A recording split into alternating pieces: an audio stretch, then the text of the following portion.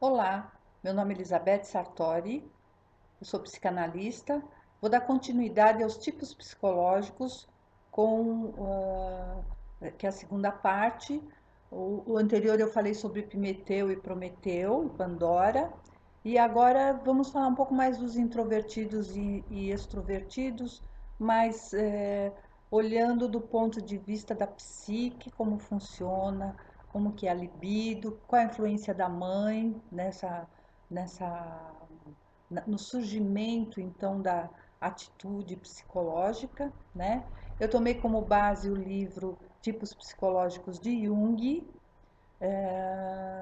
e vamos lá. Bom, como nós dissemos, o introvertido ele retira a libido do objeto, né? E ele se previne do superpoder desse objeto. Já o extrovertido, ele tem o objeto tem a libido para ele, mas não tem muito significado, porque ele troca a cada 2 minutos de objeto. Para ele, ele pode ter um carro agora e daqui 6 meses ele troca de novo por um outro carro. Quer dizer, ele não tem um apego a esse objeto, né? Não significa muita coisa, não faz nada de significado dentro dele. Não é uma decisão do consciente, é uma decisão inconsciente, é do instinto. As atitudes, elas surgem daí, do inconsciente, com as influências do instinto. Nós somos 80% de um jeito ou de outro, né? Ou introvertido ou extrovertido. E 20% é uma garantia para que a gente não morra, porque tem é, sempre uma função de compensação, né? Uma atitude de compensação. Os introvertidos na primeira metade da vida sofrem demais, né? Porque elas são sempre muito fechadas, são pessoas fechadas. Na segunda metade da vida, esses valores internos que ele ficou vivendo durante a primeira metade se tornam muito importantes. E aí eles resgatam as condições extrovertidas, mas não tem tanta disposição física já na segunda metade da vida para viver essa extravagância, né? Então vai mais moderado. E os extrovertidos na primeira metade da vida é uma adrenalina só, né? É muita atividade. Eles estão o tempo todo querendo mais, o objeto convoca demais o extrovertido. E na segunda metade da vida, se eles não encontrarem uma forma de introverter, sua velhice será terrível, né? Aí essas pessoas normalmente começam a trabalhar muito a aparência, com tratamentos plásticas para segurar essa juventude. Então os dois perdem uma parte da vida, né? A criação da consciência tem muito a dizer sobre esse desenvolvimento da atitude, né? Já que a gente já tem, né? A consciência depois vai é, moldar isso. Mas de que forma que isso acontece? Bom, a psique ela tem dois centros. O ego, né? Que é o centro de expressão da psique, que cuida desse mundo externo, senão não há realidade, né? O ego também cria a persona, que é para que eu me corresponda com o mundo externo, e o self, que é o centro do inconsciente. Então, nós vamos fazer aqui a relação de um e do outro, ok? Mas para isso, a gente tem que pensar, vou começar a ver lá do início, desde que o bebezinho está lá dentro do útero da mãe. Então, essa fase a gente chama de uroboros, né? Por quê? Nessa fase, quando o bebê está dentro do útero da mãe, ele vai recebendo da mãe tudo que a mãe pode dar, né? E além da alimentação, que a mãe se alimenta e passa para esse bebê, para esse feto que vai virando bebezinho, a mãe também passa para ele tudo que ela está vivendo na realidade. Todos os traumas que ela tem, os medos, as inseguranças, as alegrias, né? Ela vai passando tudo para essa criança. Os animais, eles já recebiam da terra tudo o que eles precisavam, né?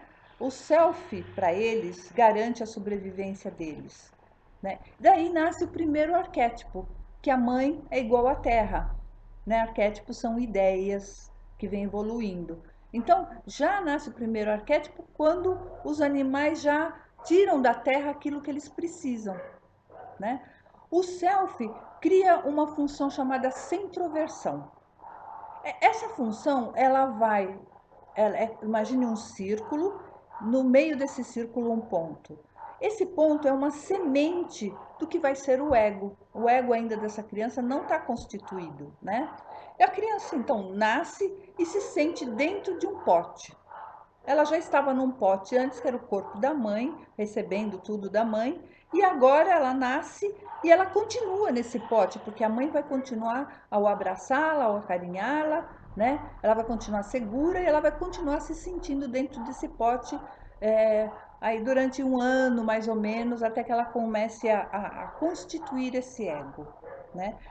E esse ego começa a se formar, diferente dos animais, nesse período de um ano.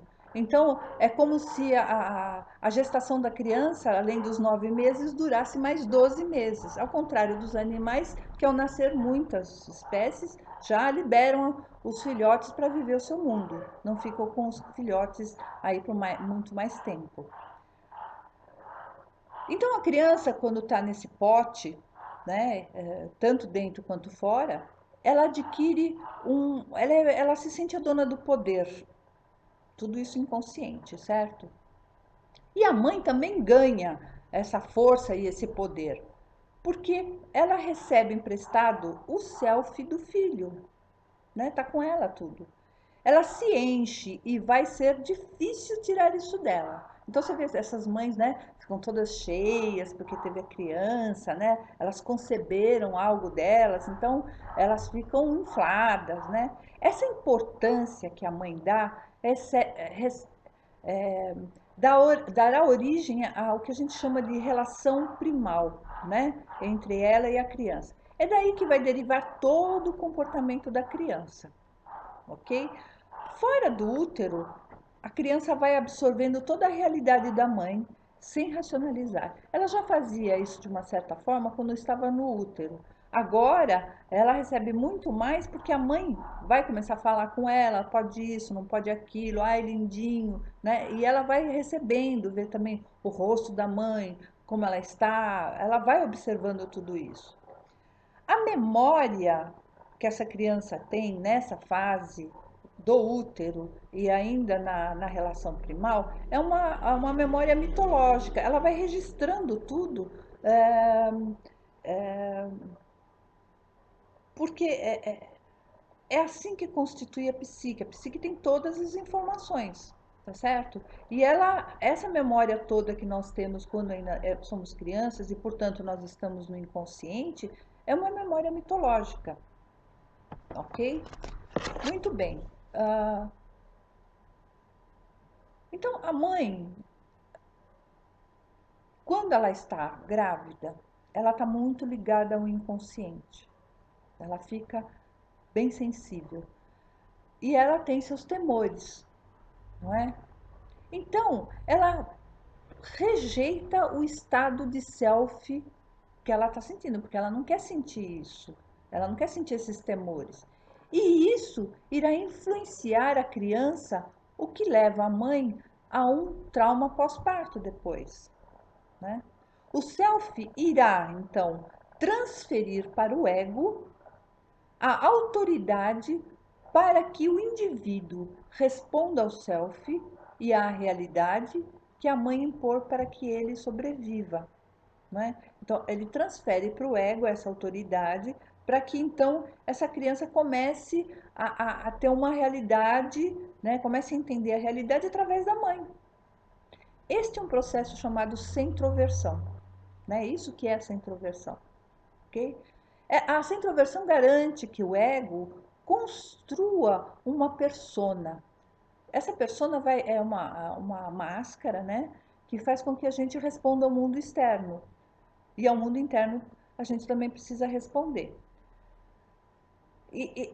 Ela trabalha, essa centroversão, trabalha para que a gente saia, para que essa criança saia da fase urobórica, né? Aquela fase onde ela fica ali todo sem fazer nada, sem pensar, sem, porque ela não tem condição. Então, ela fica só recebendo, né? Bom, depois, a finalidade da psique, para Jung nós temos uma finalidade, né?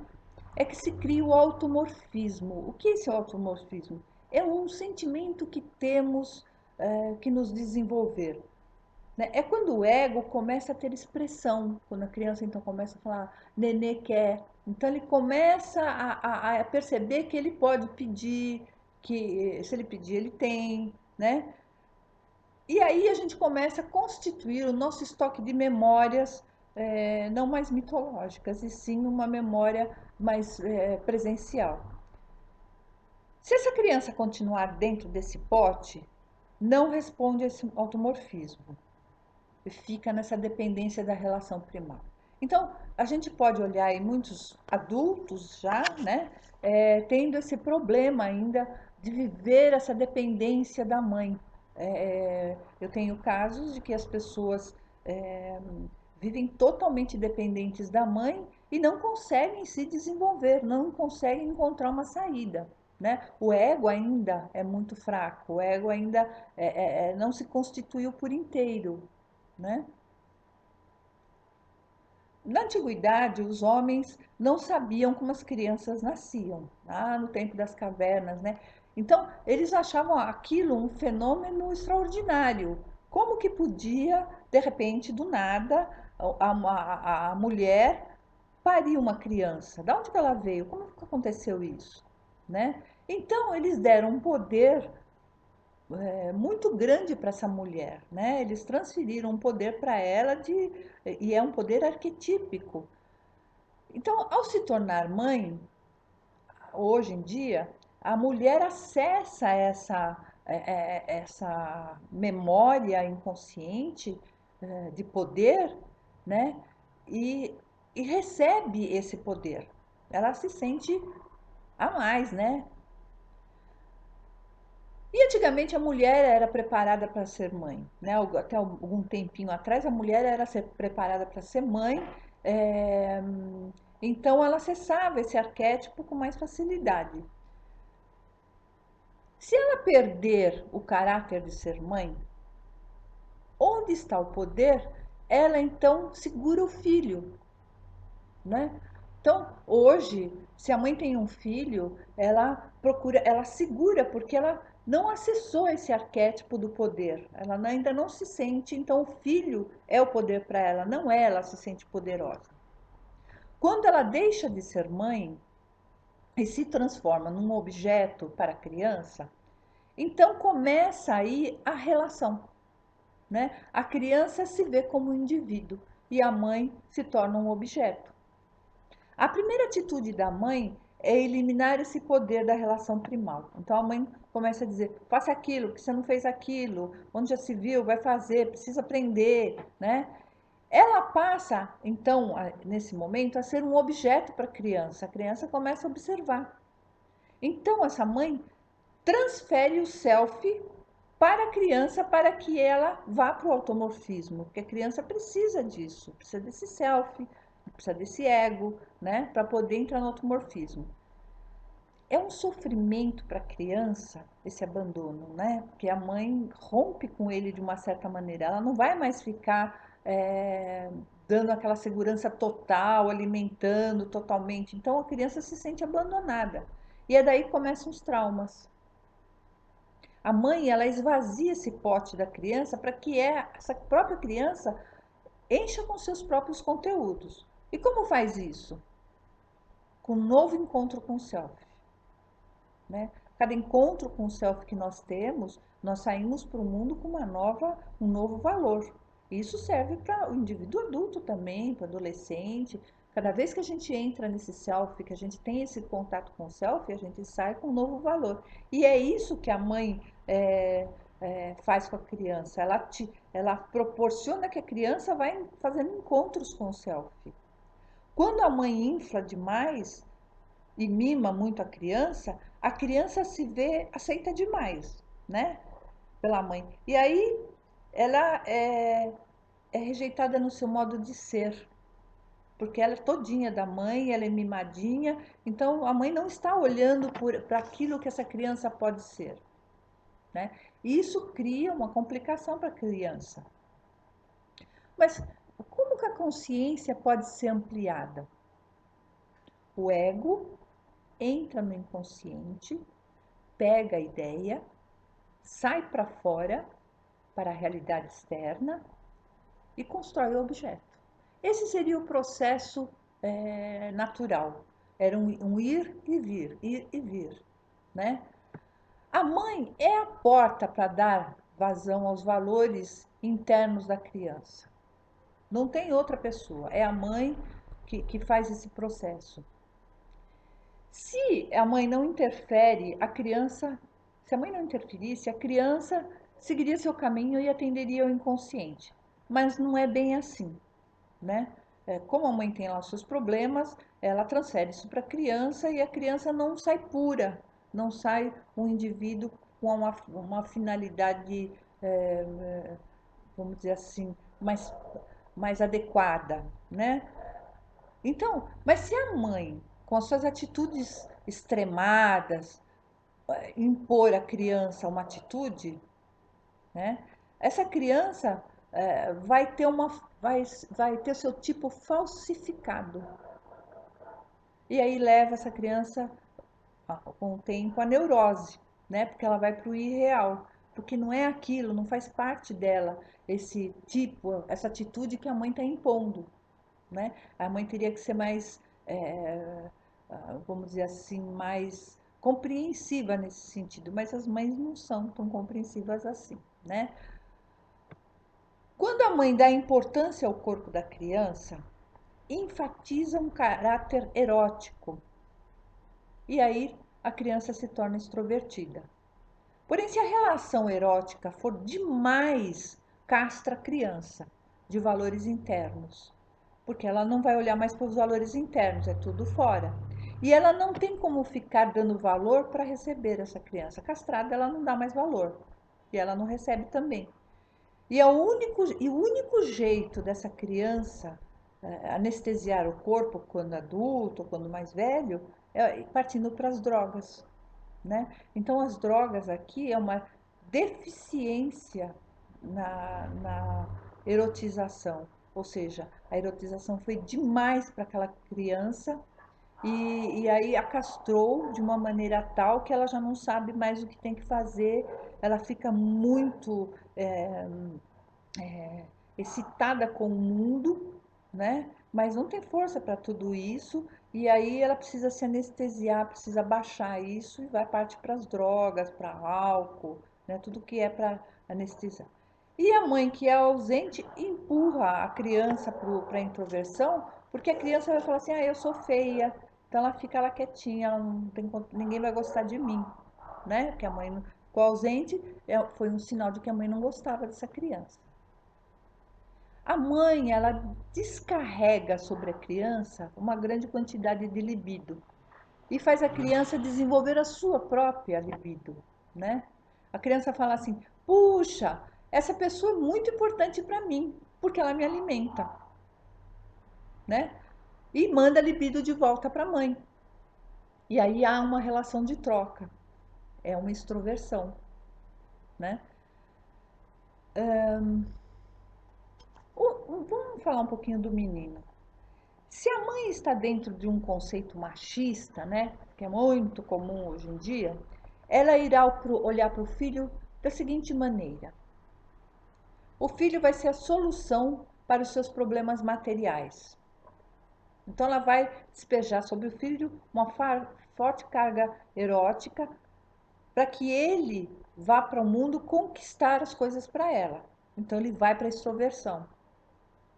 Agora, também tem um outro lado. A mãe também pode querer se vingar dos homens e se vinga do filho, de alguma maneira. E a criança fica sem significado e vai buscar no mundo interno o seu significado, né? Aí ela introverte. A criança recebe importância erótica da mãe por ter nascido. Já começa por aí. Então, essa importância erótica cria um elemento chamado self corporal, que é uma importância, né? O primeiro instrumento desse self corporal é a fala, que é um instrumento que usamos para falar de algo que está dentro de nós. Depois vem os brinquedos, depois a pintura, os desenhos na TV e assim por diante, né? Se a criança não recebe a importância da fala, é tirado dela a disponibilidade para saberem o que querem de mim. Ela fica sem saber e ela então se fecha, ela é introverte, não é? Ao contrário, ela é extroverte. A centroversão, que desloca a libido para facilitar o desenvolvimento do automorfismo, né, para a criança descobrir o que ela vai ser, ela faz isso para dentro e para fora, para dentro e para fora, como uma introversão e uma extroversão. O self, que é o centro do inconsciente, não vai construir nada. Ele não constrói nada. E se fica no mundo interno, se essa criança fica no mundo interno, ou essa pessoa, ela tem mil ideias e não tem nada, porque não realiza nada. Fica lá só navegando no mar, sem ira nem beira. Quanto mais libido vai para o ego, né? Quando despeja mais libido para o ego, mais a criança se afasta dos símbolos internos. E essa libido fica disponível para a conquista de coisas, de compra de carro, de casa, etc. É uma extroversão, porque está indo muito para o ego vai e quer mais, mais e mais e mais para alimentar esse ego. E quanto mais libido para o self, que é o centro do inconsciente, a pessoa só tem ideias, imagens e tem uma relação ruim com a materialidade, que é o caso dos nossos amigos introvertidos. O extrovertido responde a uma relação externa e tem dificuldades para dormir porque tem medo desse automorfismo. O que eu sou? O que eu vou ser? Então ele prefere resolver agora. Um carro novo já resolve o problema, né? Um objeto novo já resolve o problema. Vamos pegar um caso de um rapaz que tinha epilepsia. Ele, toda vez que ele acreditava que ia levar uma bronca porque tinha feito alguma coisa errada, ele tinha convulsões, né? A pressão que ele recebia de fora exigia dele um recuo interno para responder a essas exigências do meio. Então, a convulsão era um meio para se proteger dos elementos do inconsciente que viriam, né? O medo, o pecado, porque ele fez errado. Isso pode acontecer com os extrovertidos. Já os introvertidos não têm essas convulsões, mas tem outro tipo de somatização, que são as somatizações externas. São as orientações libidinais que definem os comportamentos. Isso vem da relação primal. Na psique individual, tem-se um conjunto de valores que nascem com o indivíduo. Uma parte são castrados, né? Esse conjunto de valores de uma parte são castrados. Outros são estimulados, né? Os que desenvolvem esse conjunto de valores avançam e os outros recuam em termos de carga psicológica, vão ficando para trás e isso vai ganhando vulto, né? O que a gente pode dizer aí é que se eu estou muito para fora, alguma coisa dentro de mim vai se tornar infantil e arcaica, certo? E aí isso vai ganhando proporções, vai se transformando num monstrinho, né? Encontramos dois aspectos na mãe. Temos a mãe terrível, que é aquela que dá ordens e regras, que acende a luz quando a criança está dormindo, faz barulho, né? A ideia dessa mãe terrível é tirar essa criança do estado paradisíaco, né? Onde ela não precisa fazer nada. Ela tem que se movimentar, ela tem que se incomodar. E a mãe boa é aquela que alivia a carga da mãe terrível para o ego ganhar mais confiança. Então, se a mãe terrível impõe uma regra, uma ordem, e essa criança cumpre essa regra, essa ordem, a mãe boa vem e recompensa a criança com isso. Isso mantém um equilíbrio no pêndulo, né? Nem uma coisa nem outra. Nenhuma nem a outra pode ser demais, porque isso influencia no desenvolvimento da criança. A introversão e a extroversão são mecanismos de regressão e progressão na psique também, né? Na progressão, o extrovertido tem os objetos que influenciam a natureza. E o introvertido, quando os fatos subjetivos se adaptam às condições do ego. Na regressão, o extrovertido foge para uma experiência extravagante, né? Como a atitude dele é extrovertida, se ele regredir, ele acessa o aspecto arcaico infantil, então ele sai fazendo alguma coisa extravagante, além do normal. E o introvertido se retira para o mundo exterior, do mundo exterior para o mundo interior. Se fecha no mundo interior, porque lá é mais confortável. Quando a libido introverte, aumenta a atividade imaginativa, né? Na introversão da libido, são acessadas as imagens antigas da infância, a pessoa retorna para o passado individual e não produz nenhum símbolo. Se essa criança se prende nesse mundo interno é, sem entendê-lo, ela cria o que nós chamamos de sombra. Sombra é o oposto daquilo que eu estou dizendo que eu sou, né? O que eu faço.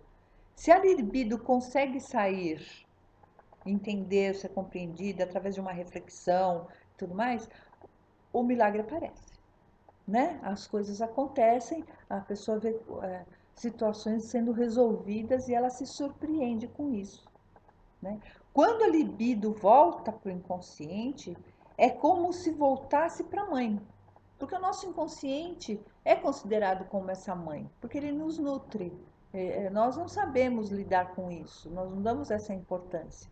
Isso é uma experiência que é vivida mais na segunda fase, na segunda metade da vida, quando a pessoa compreende que não é mais a mãe biológica que vai nutri-la, que vai é, dizer o que ela tem e o que não tem que fazer, mas sim agora é uma mãe arquetípica que é essa mãe interna, que é esse inconsciente.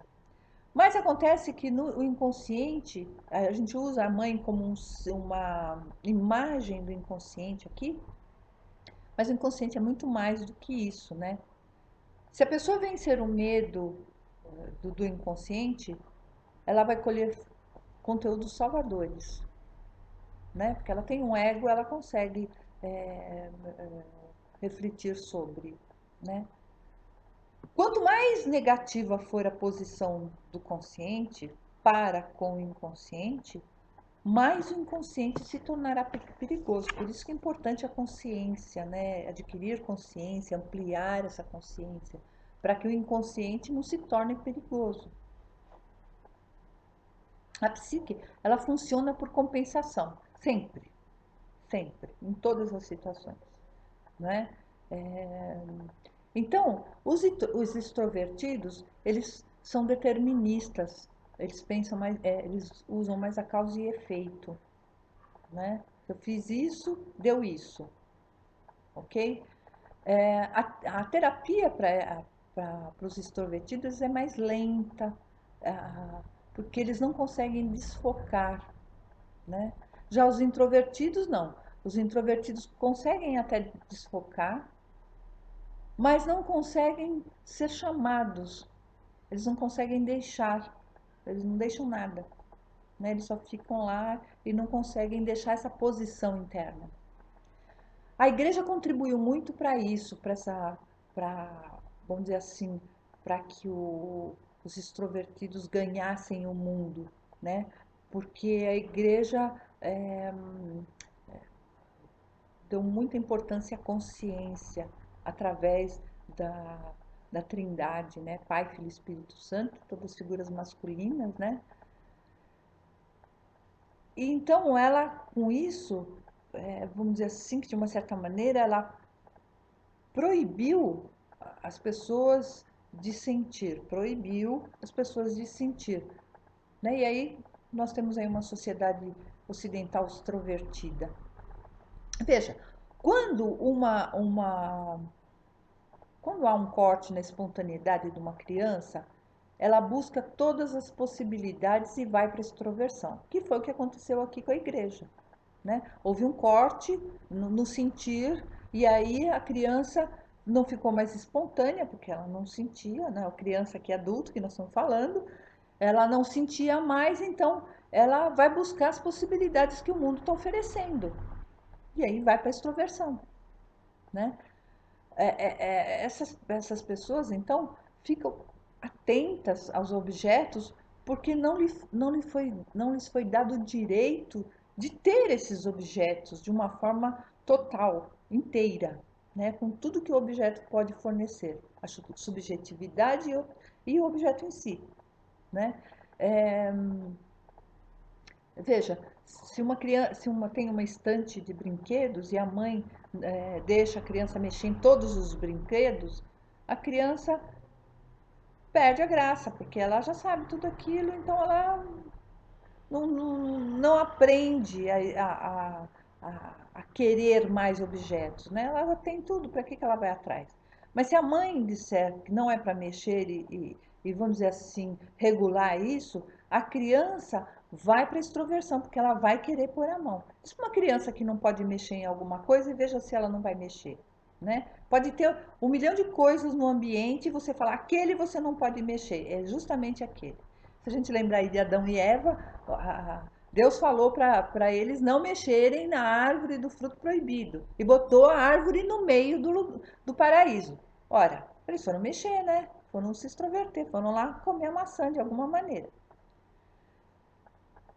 Então, os extrovertidos, eles se desfazem de si a favor do objeto, né? Tem um perigo aí. O perigo é ser atraído para o objeto e perder-se nele, né? E aí vem perturbações corporais, que é para compensar essa entrega total para o objeto, para levar essa pessoa para a introversão. Ela precisa fazer o caminho de ida e vinda, né? De fora e de dentro. Se ela estiver só fora, a psique vai arrumar algum jeito, provavelmente com problemas, perturbações corporais, para que ela introverta, que ela fique lá, né, com uma febre, né, para ela voltar para dentro dela. A neurose mais frequente nesse caso é a histeria, né, devido a esse relacionamento exagerado que ela tem. No inconsciente, a compensação, que é seria uma forte tendência egocêntrica e perversa, né? Mexe com o extrovertido naquilo que ele está fazendo e vê como ele reage depois. Ele fica perverso, né? Porque se mexeu com o ego dele, né? As tendências, ideias, afetos, desejos, sentimentos regridem e, dependendo do grau, se tornam arcaicas, arcaicos, né? Arcaicas e infantis. Vamos pegar aí um exemplo que o Jung cita de um gráfico que tinha lá sua empresa, estava indo bem e tal, e aí de repente ele foi para essas lembranças infantis, arcaicas, e aí ele lembrou que lá quando ele era criança ele gostava de desenhar um objeto XYZ. Ele achou que aquilo ia funcionar depois de tantos anos e colocou toda a produção dele naquele objeto que ninguém comprou e ele faliu. Veja, ele foi buscar algo que não fazia mais parte daquele tempo que ele vivia, né? Aquilo já era. Sempre nós estamos em evolução, não é? Então, se ele for muito extrovertido, ele vai para a histeria e ele pode ter um colapso nervoso, né? Esse colapso nervoso é uma maneira do inconsciente segurar esse indivíduo, mas esse colapso leva a uma paralisia do consciente do indivíduo. A pessoa vai ficar sem saber o que fazer, fica sem prazer nenhum, ou então com prazer demais, né? Ou quer fazer tudo demais de uma só vez, é, tem prazer demais com coisas impossíveis, né? Ela fica nos extremos sem saber como lidar com a situação. E pode levá-la às drogas também e até ao suicídio, se tiver um exagero na extroversão, porque é, dentro dela, esses elementos arcaicos e infantis crescem, ganham vulto, se tornam monstros, né? Se tornam muito fortes e vai precisar anestesiar, porque ela não vai entender isso, né? Se ela não estiver tratando em terapia e tudo mais, ela não vai entender isso. E aí, para anestesiar, ela parte para as drogas, né? E pode chegar até o suicídio, né? Os introvertidos se orientam por dados subjetivos. O perigo aí é confundir o eu com si mesmo, né? Porque o introvertido, como ele não sabe, ele está muito subjetivo, muito para dentro, de repente é como se o ego dele dissesse que ele é o melhor para dentro. Então é como se o self não funciona. Ele se sente o Deus dele mesmo, né? Como se ele soubesse todas as respostas, como ele faz, pode opinar em tudo, ele tem as ideias, né? Não reconhecendo então que o self é que tem toda essa é, autonomia, é função do self fazer tudo isso, né? Então essa pessoa introvertida também está inserida num complexo inconsciente de poder, né? Ela pode reduzir o si mesmo a nada e inflar o ego de uma maneira exagerada. Então, o objeto é colocado numa posição tal que se torna insustentável com o tempo. Então, toda a subjetividade dela vai sendo lançada para um objeto e esse objeto vai ganhando tamanha importância, tamanho vulto que que fica insustentável a relação. Ele se torna escravo desse objeto. É, por exemplo, uma pessoa que não abre mão de jeito nenhum de algum objeto que tem, né? Aquele objeto, para aquele introvertido, tem tamanha importância que ele não consegue se desvencilhar. Às vezes o objeto está até deteriorado, mas ele continua achando que o objeto vai dar mais informações, vai ter mais coisas para fornecer para ele. E ele se agarra a esse objeto com muita força. E o inconsciente então cuida para destruir essa ilusão de poder que ele tem e a fantasia de superioridade. E aí esse ego luta ainda mais, né, contra o poder do inconsciente e aí se cerca de defesas para preservar isso, essa ideia. Então ele continua se alimentando de subjetividade para dizer que não é isso que está acontecendo, né? E acaba por se separar do e aí então ele se separa do objeto que ele estava ao qual ele estava agarrado, estabelecendo medidas de segurança das mais diversas, né? E o objeto vai então devolve para ele fortes impressões. O objeto se torna algo mágico, né? A tal ponto de deixar esse indivíduo com medo, né? Porque ele vai ter afetos desagradáveis e duradouros. Né? É como se fosse podemos olhar até como se fosse um toque, né? O toque, se a pessoa não for lá conferir a porta 500 milhões de vezes, um ladrão vai entrar. Não, veja a introversão dessa pessoa, como está alta, né? Como ela não está entendendo, se sentindo, entendendo o inconsciente e aceitando o si mesmo como o regulador da psique, né? Como aquele que dá tudo que a pessoa precisa através do ego. Não, ela só tem ego, então ela começa a ficar assustada com aquilo que ela pode produzir, né? O indivíduo tenta controlar tudo, e o que leva à psicastenia, né? Psicastenia é o nome correto, psicastenia, que é uma grande sensibilidade, um esgotamento e um cansaço crônico.